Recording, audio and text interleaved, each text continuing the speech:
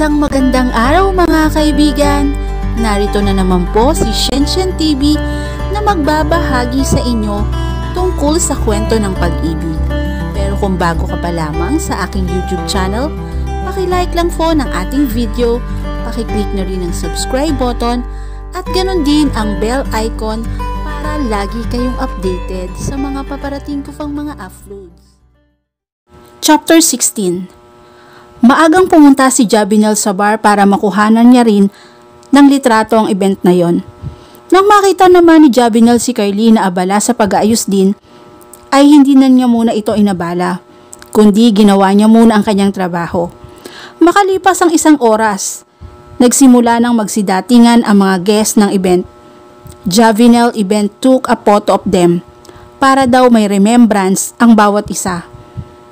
All of the wines and food are free. Nang sumapit naman ang gabi, mas nagiging daring na ang kaganapan sa event. Ang bar na napapaligiran ng aircon ay mistulang nagiinit dahil sa mga tao. Sa pagsapit ng alas 7, ang mga guests ay nagpalitan na ng damit, from formal to daring clothes. Halos mga bra at panty na lamang ang suot ng mga kababaihan. At sa mga kalalakihan naman, ay tanging suot lamang ay brief at boxer.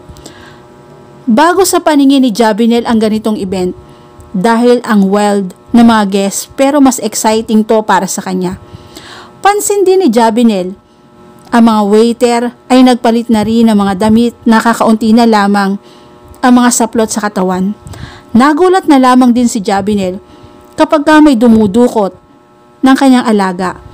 Napapangiwi na lamang siya at hahatakin sa gilid, pero ang trabaho niya, ang ginagampanan niya. Hindi na lang din pinapansin ni Jabinel ang mga tao na nagsasaya sa kanilang mga katawan. Dahil sa dami ng tao, ay may nabunggo si Jabinel na babae, pero nang lumingon naman ito ay si Kylie lang pala. "Oh, kanina pa kita hinahanap," aniya at inabot ang wine kay Jabinel. "Enjoy the night." "Jabinel, guest ka dito." "Thank you, Kylie. Alam mo, masaya ako na ikaw ang nakuha." Sa paglapit ni Kylie kay Jabinel, ay sinimulan nitong alisin ang t-shirt ni Jabinel. "Hindi ka ba nahihiya? Ikaw lang ang naka-t-shirt." "Ah, hindi. Okay lang." Pag-awat pa ni Jabinel. Pero hindi siya pinansin ni Kylie, kaya pinagpatuloy niya ang pag-alis ng damit nito. "Your pants," niisipan ni Kylie. Si Jabinel na rin mismo ang nagtanggal ng pants niya at ang tanging kamera at ang boxer brief ang nasa katawan niya. Sa hindi inaasahan, sinunggaban ni Kylie si Jabinel sa mga labi nito. Sa pangyayaring iyon, nahumaling si Jabinel sa halik na ibinibigay sa kanya ng babae at tuluyan din itong lumalaban. Sa pangyayaring iyon, nagpatuloy ang dalawa sa loob ng CR. Kanilang isinarado ang pintuan upang walang makapasok at hinayaan ang bawat isa na lubos-lubusin ang sarap ng kanilang pagnanasa. 6 days before Jollifer's birthday, muling nakita sina Jabinel at Kylie dahil sa pagpipilit ng babae na makita muli ang lalaki. Ilang araw na nang nakalipas simula nang may mangyari sa kanilang dalawa. Ayaw sanang makipagkita ni Jabinel kay Kylie, pero mapilit ito. Kaya naman nagpaalam siya kay Pa na papasok sa trabaho. Pero ang totoo, kikitain niya si Kylie. Pagkadating ni Jabinel sa meeting place nilang dalawa ni Kylie, agad naman niya itong nakita. Nakaupo lamang sa isang gilid, malayo sa mga tao. Agad namang nilapitan ito ni Jabinel. "Kylie, ano ba yung sasabihin mo?" Iniangat ni Kylie ang kanyang ulo para makita si Jabinel. Nagulat na lamang si Jabinel nang makitang umiiyak ito, kaya agad naman siyang kumuha ng panyo at pinunasan ang pisngi nito. "Kylie, ano bang meron?" May kinuha naman si Kylie sa kanyang bag at inabot yun kay Jabinel. Nagtataka si Jabinel na inabot ang bagay na yon. Jabinel, buntis ako. Nabuntis mo ko. Hagulhol pa ni Kailin. Hindi maintindihan ni Jabinel ang nangyayari. Paano? Hindi pwede, Kailin. Paano ka naman nakakasiguro na sa akin yan? Jabinel, ikaw pa lang nakakatali ko. Ikaw ang una ko. Hindi pwede to. Usal ni Jabinel. Anong hindi? Jabinel, buntis ako. Napatayo na ito sa kanyang kinaupuan. Kaya naman ang ilang tao sa paligid ay napapalingon sa kanila. Teka lang, Kailin. Baka nagkakamali ka lang. Jabinel, ginawa natin to. Nangyari na. Buntis ako. Hindi mo ko pwedeng takbuhan. Pakasalan mo ko. Hindi. Hindi yan maaari, Carlin. Pagtanggi ni Jabinel. Ano? Pakasalan mo ko. Kundi didemanda kita. At kakasuhan kita ng rape, Jabinel. Binuntis mo ko. Hindi alam ni Jabinel ang gagawin. Kaya napaluhod na lamang din siya at naiiyak sa kanyang ginawa. Pakasalan mo ko, Jabinel. Kung hindi kakasuhan kita. May girlfriend ako, Kailin. Mahal ko si Princess. E di hiwalayan mo. Sabihin mong nakabuntis ka. Madali lang yun. Pero hindi yun ganun kadali. Nanggigigil na sabi ni Jabinel. Ako ang gagawa ng paraan, Jabinel. Binuntis mo ko. Kaya pakasalan mo ko. Jolly first birthday celebration. Bumisita si Kailin sa bar at nagulat siya dahil medyo maraming tao. Umorder siya ng maiinom niya at makakain. Hindi pa rin niya matanggap na mas pipiliin ni Jabinel si Pa kaysa sa kanya. At kung hindi man panagutan ni Jabinel ang anak nila ni Kailin, ay kakasuhan niya ito. Habang dumadaan ang oras, ay isang pamilyar na mukha ang nakita ni Kailin. I knew it was her. Ngisi niya nang makita si Prinsesa di kalayuan. Sinundan niya lang ito ng tingin. Pinanood niya kung anong ginagawa nito pero ang lagi niyang napapansin ay ang pagiging close nito sa lalaking kausap nito na may magulong buhok. Nang medyo naging crowded ang tao sa bar at nawala na sa paningin ni Kailin si Princess, ay hinahanap niya rin ito. Mga ilang minuto pa, nang makita niya si Pa na may kahalikan, nagkaroon siya ng tsansa. Napicturan ito pero lagot na dahil may flash pala ito. Umalis ka agad siya doon at tinignan ang nakuha niyang litrato. Ikakasal na pala tong babae sa lagay na to, ha? Ngisi ni Kailin. Agad naman niyang sinend kay Jabinel ang naturang litrato. I catch her kiss agay tonight. At ayan, may dahilan ka na para hiwalayan siya. Kundi itutuloy ko talaga ang demanda at ang kaso sa'yo. I love you, Han. Nang matanggap naman ni Jabinel ang picture na yon, ay hindi siya makapaniwala. Shit! Tangi niyang nasabi. Ano to, Princess? Parang sinasabi mo na rin na binigay mo na ako kay Kailin, aniya. Walang nagawa si Jabinel kundi i-reply ang text na, oo na. Hihiwalayan ko na si Pa. Hahanap lang ako ng pagkakataon. Huwag mo lang ituloy ang demanda. At sana, hindi niya malaman ito. Morning week after Jolly first birthday. Kahit ayaw ni Jabinel na gawin yon, ginawa niya para tumigil na rin si Kailin. Sabihin mo nga sa akin, kung anong rason mo para hindi ituloy ang kasal natin, Jabinel. Sabihin mo sa akin ngayon.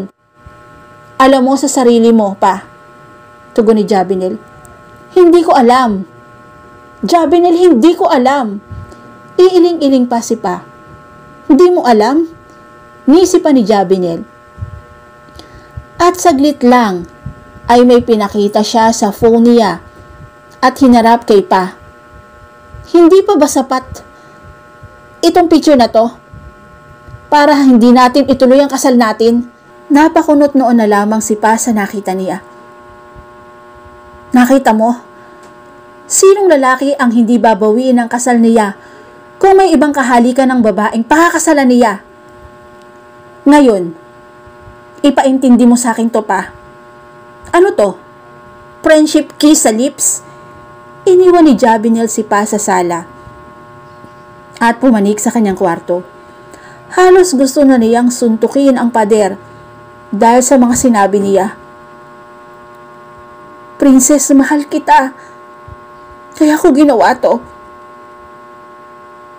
Jabinel and Fa are on the pictures above. Carlene Christine Sevial is the name of Jabinel's wife. Hindi ko alam kung paano nangyari pero hindi ko matanggap kung paano pinamukha sa akin ang lahat ng yon.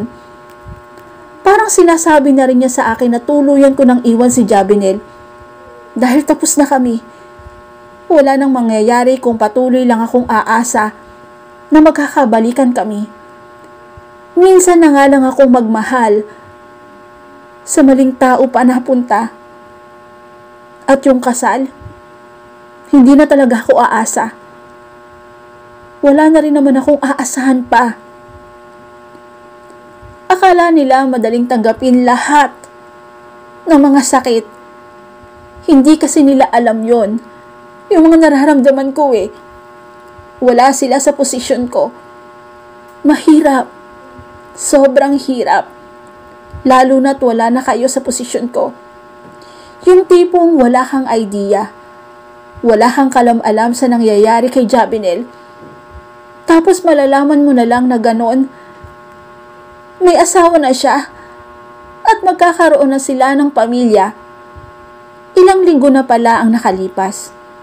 Nagmumukhang tanga lang pala ako. Sa lalaking yon. Gumagawa ako ng paraan para magkaayos kaming dalawa. At siya naman ay gumagawa siya ng paraan para magkahiwalay kaming dalawa. Nakakaasar. Bakit ko ba kasi siya pinagbigyan noon? Kasi mahal ko siya Oo. Ang daling sabihin noon dahil sigurado ako sa nararamdaman ko. Dahil sa kanya lang tumatakbo ang buhay ko. Pero ngayon, na nasiwalat na ang lahat ng sekreto niya, mukhang hanggang dito na lamang talaga ang lahat. Mukhang tapos na talaga kami. Hindi mukha. Tapos na talaga kami. Wala na siyang uuwian doon. Bahala siya sa buhay niya. Bahala siya. Nakahiga ako sa kama ko nang biglang may tumawag sa phone ko. Hinayaan ko pa ito dahil baka si Jabinel lang ang tumatawag. Pero muli itong tumawag, kaya naman bumangon ako at kinuha ang phone ko. Nang makita ko naman sa screen ang pangalan ni Madam, ay agad ko itong sinagot. Mabuti na lamang at hindi siya. Miss Gatchalian, can you come at work now? She asked. Ayoko pa sanang kumilos. Wala akong gana. Ayokong lumabas ng bahay. Ang bigat-bigat ng pakiramdam ko. Ang init-init ko nga Mukhang may lagnat pa ako. Pero uminom na rin naman ako ng gamot. Hindi ko naman kailangan ng yakapsul at kispirin dahil walang forever. Napatunayan ko na. Sige po, madam. Papasok po ako. Good. Please bring your design if you finish. Kahit ilan man lang. Para naman makita ko. I just said. Okay, then hang up the phone. Nagayos naman kaagad ako. Kailangan ko namang pumasok sa trabaho. Ni hindi ko na nga naharap yung design ko. I still need to draw 3 more design para okay na. pero hindi mo magawa dahil naging abala ako sa masyado nitong nakarang araw kay Jabinel. Nang matapos ko naman ang sarili ko na mag-ayos, ay inayos ko naman ang mga artwork ko. Paano kaya kung hindi na naman tanggapin ni Madam yung mga design ko? Kapag ka na-reject or to be revised ang design ko, magre-resign na talaga ako. Ayoko nagpapakahirap ako. Tapos wala rin namang mapapala sa dulo. Gaya kay Jabinel, I gave all of me to him. Tapos iniwan niya lang din ako. Hindi man lang pinaalam sa akin. Ginusto niya talagang masaktan ako. Pagkalabas ko naman ng bahay, ay saktong nakita ko si Shanine sa labas ng gate. Agad ko naman siyang nilapitan. Pagkabukas ko ng gate, ay agad niya akong niyakap. Her hug was tight. Kulang na lang ay patayin niya ako sa sobrang higpit nun. Kumawala din naman siya sa pagkakayakap sa akin at hinawakan ako sa magkabilang pisngi ko. Ano? Okay ka lang? I heard about you and Jabinel, aniya. Napangisi na lamang din naman ako. Ang bilis naman kumalat ng balita. Are you okay? Pag-aalala pa nito sa akin. Hinawi ko naman yung kamay niya sa pisngi ko at binaba. Okay lang ako, Shanine.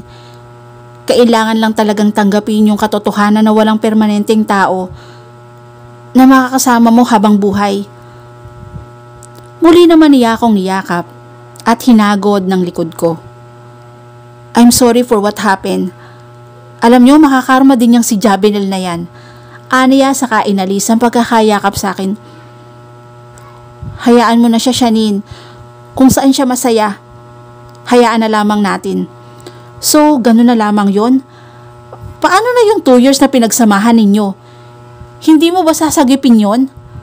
I shook my head. Wala nang isasagi pa, Shanine. Kung paano kami natapos, hayaan na lamang natin. Kung hanggang doon na lamang talaga yung relasyon namin, wala na akong magagawa pa. Ayoko nang sumubok pa na bawiin siya sa akin. Pag-aari na siya ng iba. Hindi na siya sa akin. Ang sakit. Hindi nga talaga siya sa akin. Saan palang punta mo ngayon? Dadalawin sana kita pero mukhang paalis ka na, ani ni Shanine. Sa office, pinapatawag kasi ko ni Madam Sagot ko na lamang sa kanya. Sama ako. Pwede ba? Tapos after, libre kita. Anything you want. I shrugged. Ikaw ang bahala.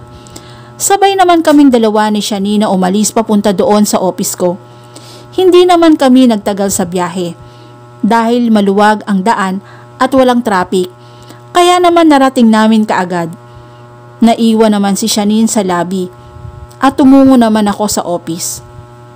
Kumatok naman ako pero as usual, tumuloy na rin ako. I see her sitting on her seat.